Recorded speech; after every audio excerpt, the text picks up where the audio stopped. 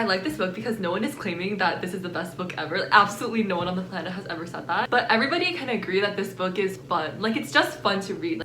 Hey everyone, it's Sunny. Welcome back to my channel. I was just looking back at all the books that I read. I feel like I've like read my fair share of book talk books, and some of them I'm like, okay, thank you, next. But some of them I'm like, So yeah, today I'm going to be recommending book talk books that I think are very much worth the hype and that I'm very obsessed with too. If you want to read them and talk about them with me, please do. First is The 7 Husbands of Evelyn Hugo. I know that everybody has heard this book around. I think that the aesthetics of this book is something so unique. Some of the quotes from this book, like I have an entire playlist that is just titled like a quote from this book, and that quote actually makes me want to cry and throw up every single time I hear it. I have another TJR book on this list too, and she's quickly become one of my favorite authors.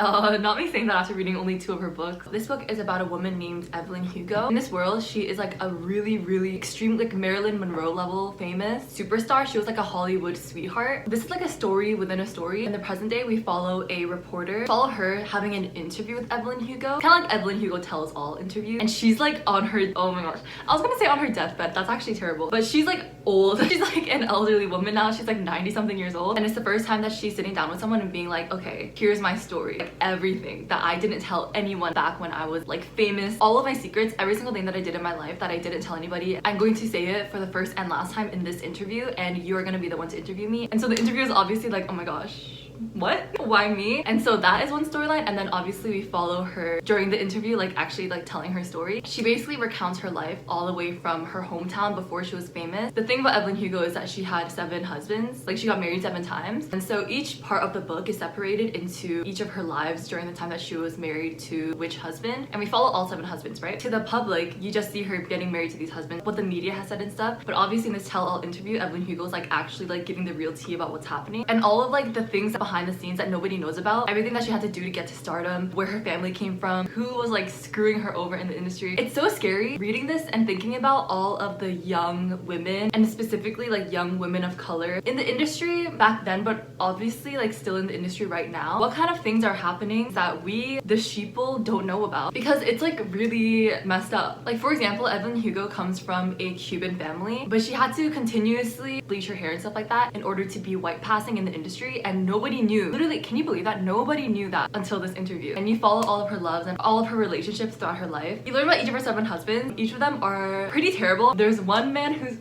absolutely terrible, and you know who I'm talking about. You can see all of the flaws in Evelyn Hugo and all the mistakes that she made, but her as a person and who she's become to be as like a 90-year-old woman is actually someone that I admire so much. She said, I don't regret it because I know I had my reasons and I did the best I could do with every thought and feeling that led up to it. Another one is, you can be sorry about something and not regret it, which is so true. This quote actually makes me bawl like a baby. And you do not know how fast you've been running, how hard you have been working, how truly exhausted you are until someone stands behind you and says, it's okay, you can fall down now, I'll catch you. Oh my gosh, shout out to the one relationship in her life that like was like the one good relationship in her life. Also, no spoilers, but look at this big passage that I put in my book journal. I'm not gonna read it out loud because it's like kind of a spoiler, but I've never read like a final love speech that hits like this before. Like if you know, you know. Okay, enough about that. Anyway, yes, go read The 7 Husbands of Evelyn Hugo, please. Next, let's talk about people we meet on vacation. Oh my gosh, I have something to say about this book. Fun fact, I did read Beach Read by Emily Henry. I didn't really like it a lot, which is why I was like, I don't know about this book.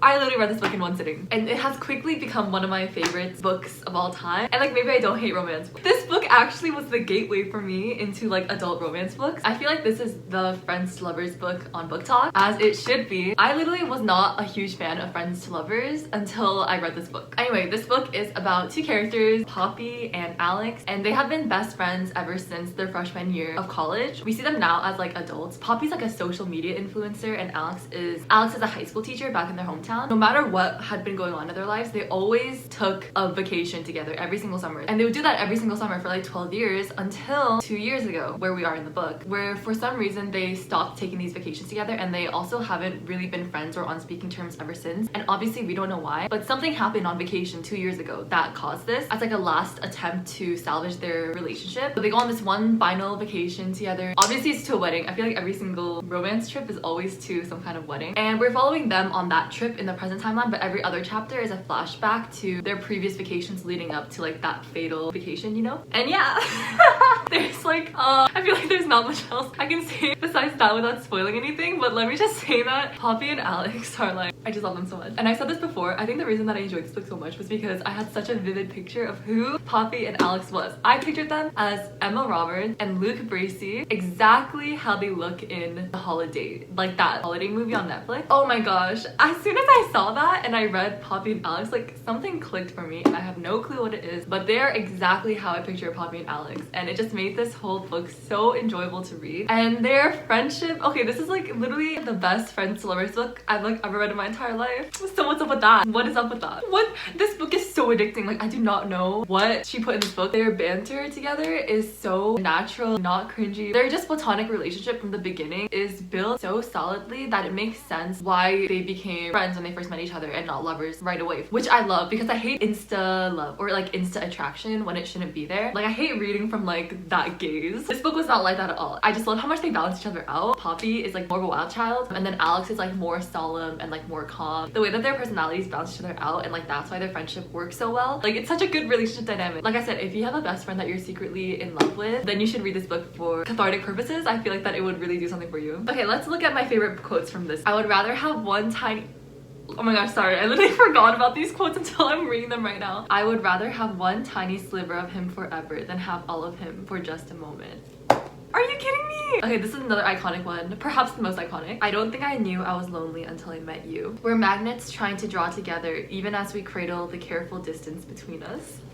Like I said, if you are secretly in love with your best friend, which I'm not, by the way, just to make things clear, I'm just saying that if you were, like, this book would hit so good. Okay, moving on, let's talk about the next book that I want to talk about. The next book is Malibu Rising. I absolutely love this book because of the characters, specifically just like the one character, and we follow this family. They're like a celebrity family. Basically, we follow them up to the hours like leading up to this one like summer party. It's like the party of the summer. And then we also follow another timeline, which is Mick and June, so the parents, their love story. The third timeline we follow is the kids when they're really young. It's less about the party and more about like the family drama. Like, there's so much drama, oh my gosh. I literally love the siblings. And let's talk about the eldest, a girl named Nina. She literally is carrying this entire family on her bare back. Yo, talk about being the eldest sibling and becoming like the parent to kids that you didn't ask for. Like, I say that as like a privileged youngest sibling in my family. Eldest siblings, especially eldest daughters, are just built different. I picture her as Madeline Klein, aka Sarah from Outer Banks. Outer Banks. Yeah, I picture her as her. I feel like I'm such a good fan caster. Are you kidding me? Yo, not me gassing myself up. So in a way, you could say that this is when Mick fell in love with June if falling in love was a choice. He chose her. But for June, it wasn't a choice at all. For June, it was a free fall. Another one, too much self-sufficiency was sort of mean to the people who loved you. You robbed them of how good it feels to give, of their sense of value. He had one of those hearts that stick to things, and he wanted to stick to her. Oh my gosh, I just love the way that she writes. Next, let's talk about It Ends With Us by Colleen Hoover. This is my first Colleen Hoover book that I've ever read, and I've heard sus stuff about Colleen Hoover, which is why I feel like I've been holding off, but I have heard really good things about this book in particular. Like, a lot of people have said that it's kind of different to her other books. Literally bawling like a baby at the very end. This book is, again, dual timeline book. We follow our main character. I think her name is Lily. I hope her name is Lily. And we follow her starting a relationship with this doctor, or is he like a surgeon or something? Ryle. They literally met at like midnight on a rooftop, like straight out of a movie. They begin like this epic love story, right? And then in a past timeline, we see a love that she had from her high school with this boy named Atlas. And you jump from that timeline to the present timeline, and throughout the book, you see her relationship with Ryle change. As I read the ending, I literally just couldn't stop thinking about it, and it caught me entirely by surprise. And it kind of puts you into the head of someone who is experiencing this in ways that I hadn't considered before. Yeah, that's all I'm gonna say. Like, the ending of this book was so impactful to me. I'm going to read some of my favorite quotes from this book. This has one of my favorite like ending monologues, like ending passages I've ever read in a book. Cycles exist because they are excruciating to break. It takes an astronomical amount of pain and courage to disrupt a familiar pattern. Sometimes it seems easier to just keep running in the same familiar circles rather than facing the fear of jumping and possibly not landing on your feet. I kiss her on the forehead and make her a promise. It stops here with me and you. It ends with us. This is the point when I started bawling my eyes out. Okay, let's talk about the Atlas 6. And let's talk about this book and only talk about just the one reason why I love this book so much. And that reason is Nico and Libby. I had no idea that this book was a self-published book, and then it got viral like on TikTok. Like, good on Ollie Blake. Like, she is getting her coin. We follow the Atlas 6, which are these 6, I guess you can call them like magicians. I'm not sure if they're actually magicians. They're like people who have like powers, I guess, and they're basically recruited to join this secret society, but only 5 of them are going to be able to actually join. Anyway, let's just talk about the real reason why I love this book so much, and it's because of the academic rivalry between Nico and Libby. They're the 2 youngest ones. These 2 have been academic rivals at this university. They're always trying to one up each other. Do you know, like, when 2 people, they actively hate each other and bother each other too much to the point where you're like,